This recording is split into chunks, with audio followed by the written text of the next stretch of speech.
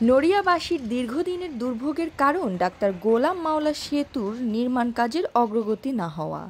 2015 সালে সেতুটি ঝুঁকিপূর্ণ ঘোষণার পর 2017 সালে 14 কোটি টাকা ব্যয়ে পুনর্নির্মাণ শুরু হয়, কিন্তু 8 বছরেও কাজ শেষ হয়নি। ঠিকাদার বদল হয়েছে 3 বার, সর্বশেষ ঠিকাদারও কাজ ফেলে চলে গেছে।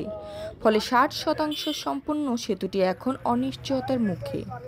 এরপরে এই ব্রিজটা কমপ্লিট হওয়ার আজকে 10 বছরের উপরে এই ব্রিজের কাজ চালু হয়েছে, কিন্তু এখনো পর্যন্ত কোনো সুফল নাই।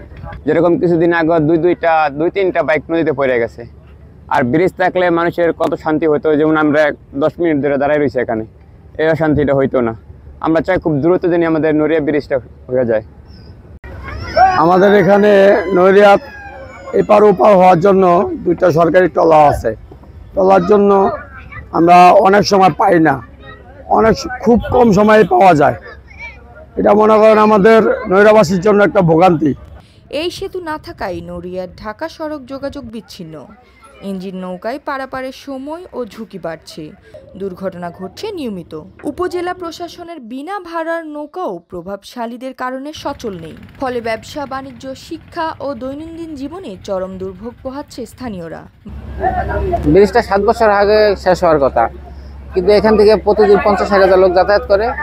তো নড়িয়াবাজারের ব্যবসার ধস নামছে, ঠিকমতো লোকজন যাতায়াত করতে পারেন এই জন্য। আর সবচেয়ে আগে জরুরি দরকার হলে ব্রিজটা করা।